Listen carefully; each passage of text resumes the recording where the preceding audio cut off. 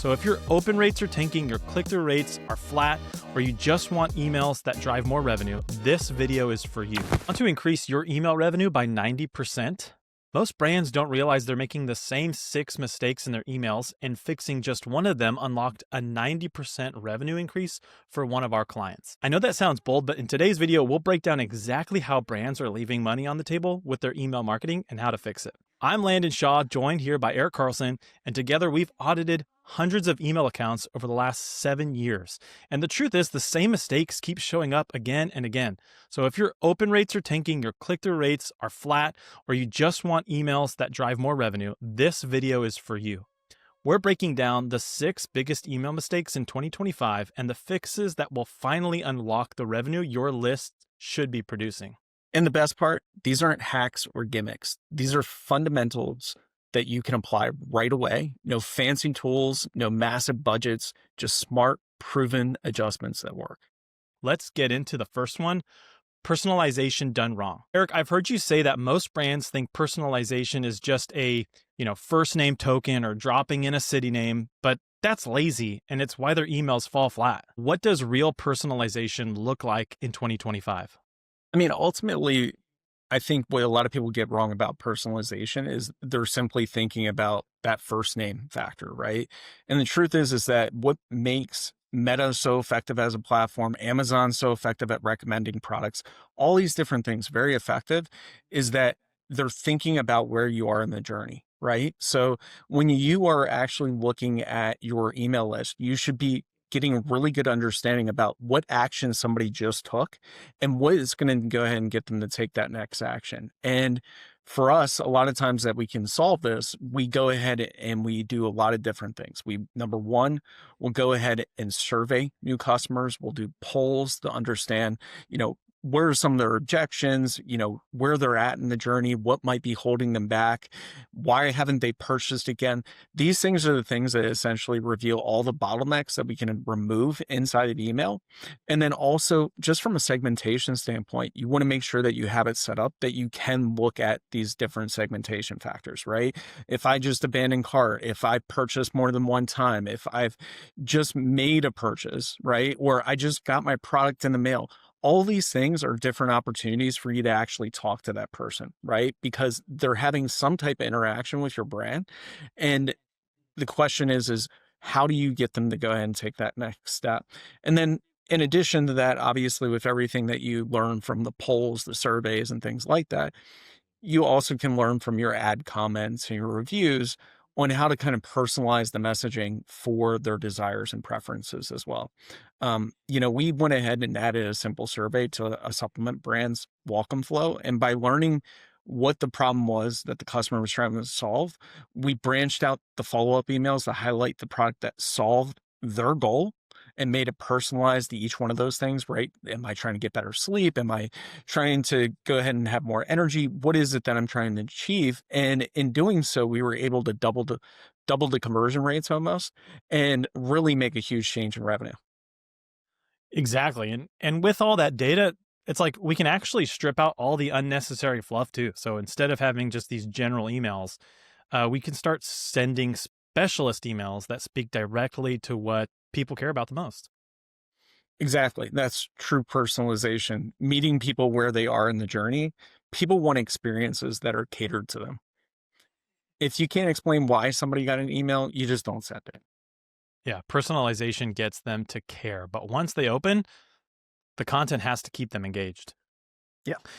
Another mistake that I see consistently is too much copy, like walls of text that nobody reads. Eric, why is short and scannable so much more effective? Well, listen, I do want to say I don't think that there is a one size fits all, right? A lot of times you want to mix things up, but something that I think a lot of people do as a mistake is that they're essentially trying to turn their email into a landing page. They're trying to tell the whole story. And the truth is I almost want to think of email as almost foreplay, right? Like ultimately you want to tease somebody and you want to frame the sale, but you're ultimately selling an action that isn't a complete action just yet, right? I want to sell somebody on actually making a click.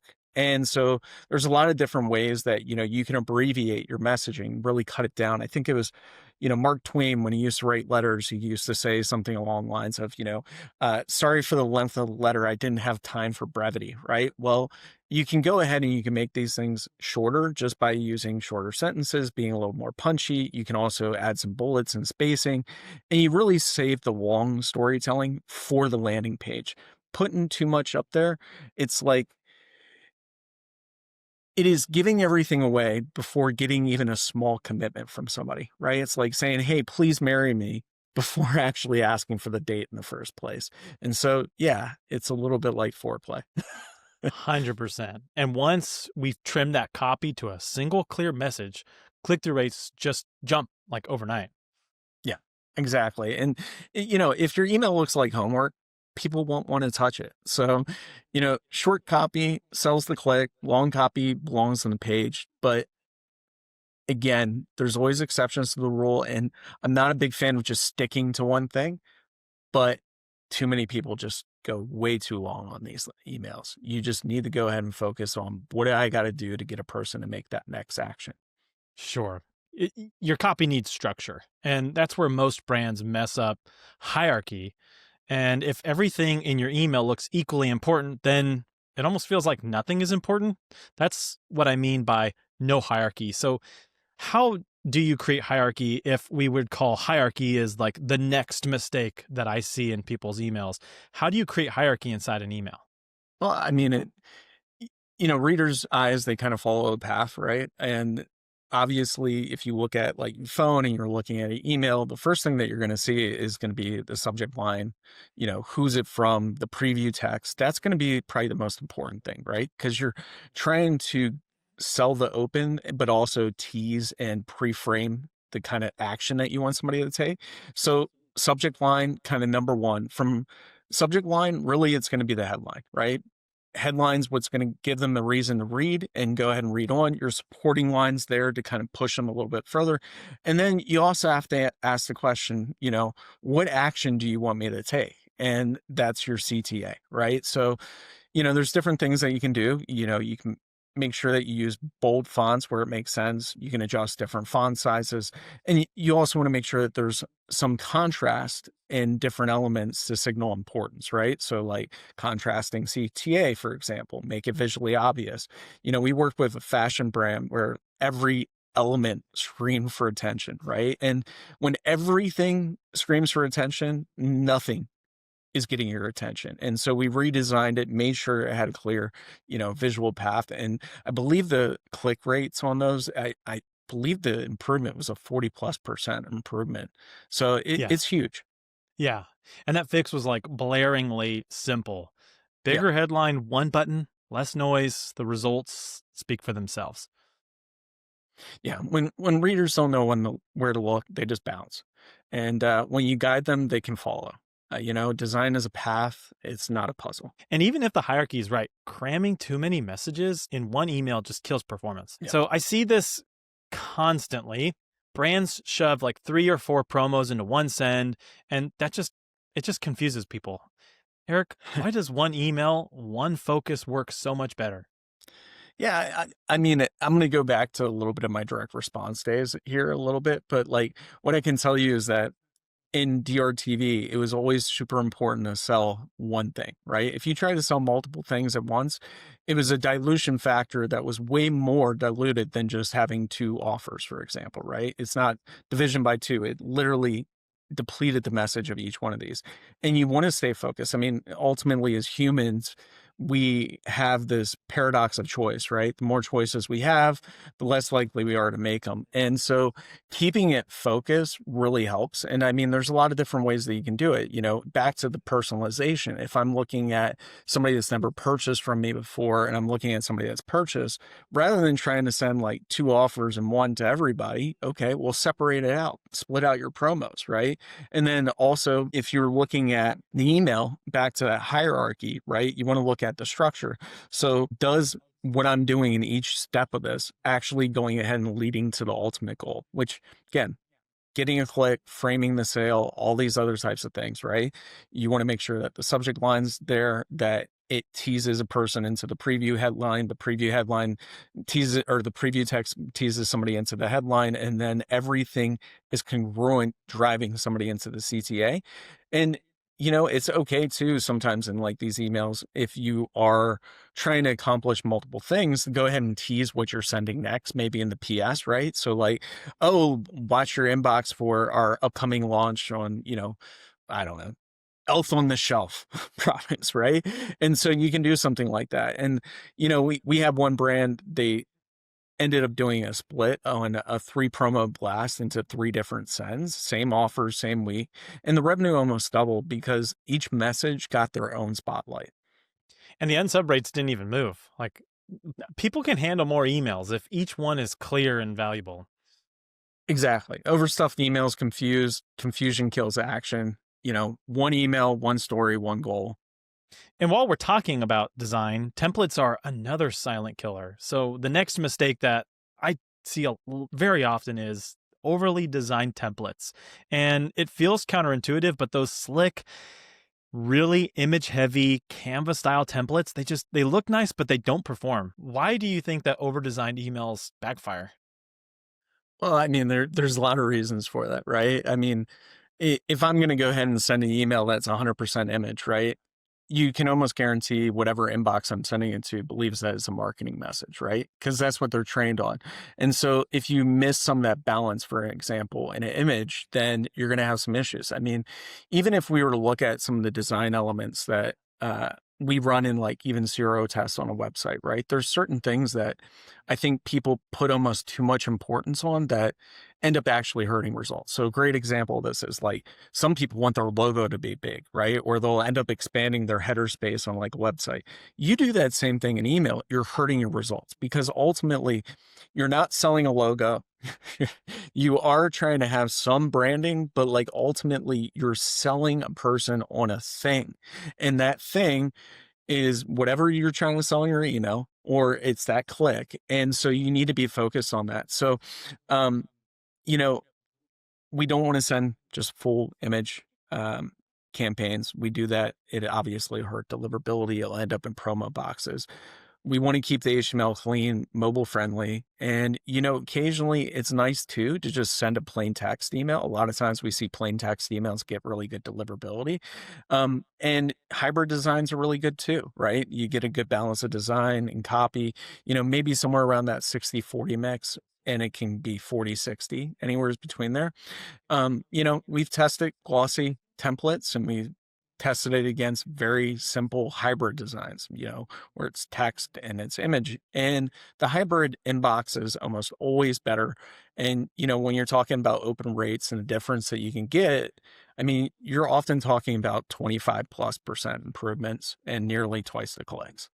Yeah. The more an email looks like an ad, the less people treat it like a message worth opening. Yeah, exactly. And, you save the heavy visuals for the website in the inbox. Authenticity beats polish. And if Gmail thinks your email is an ad, your customer will too. 100%.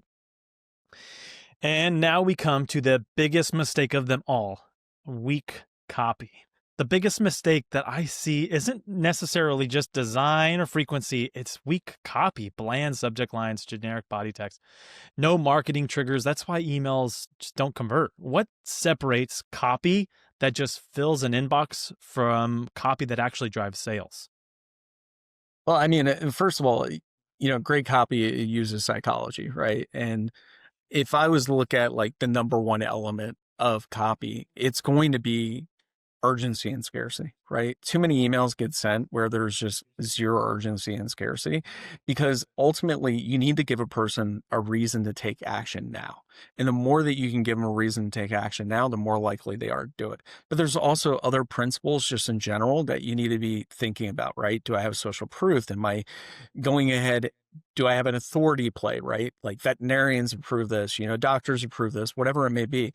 There's other things that you can do in the copy too. Let me go ahead and spark some curiosity. So I'm creating an open loop so that somebody continues to read on, right? Let me make somebody feel special and do certain things that might build a little bit of reciprocity. So, a kind of a sneaky trick that is often done in launch series emails is you might ask somebody for their feedback. And, some people might think, well, that's asking somebody to do work. But the truth is that you're signaling to someone that their opinion matters and you care about it and that you value it. And there's a reciprocity in that as well. Plus, if they do respond, there's almost a sense of pride of authorship, right? Now I'm a part of this journey. I'm helping create it. And the other thing that I think is super important is just sound human, right? You need a tone, you need a point of view, you want to sound human.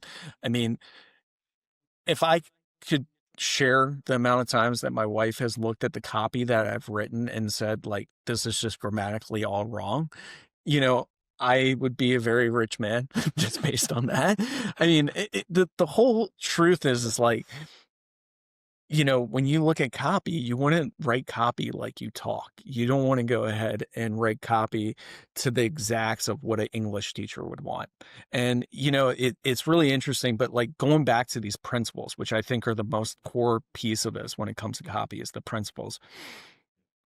We have one brand where literally I took over the copy and we added a bunch of scarcity, a bunch of urgency.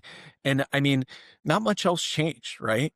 And literally it was a 90% jump month over month. And it was insane. And, that's the type of vigilance that you need. You almost need to checklist this stuff in your mind, but like just stick to the principles and you'll be fine.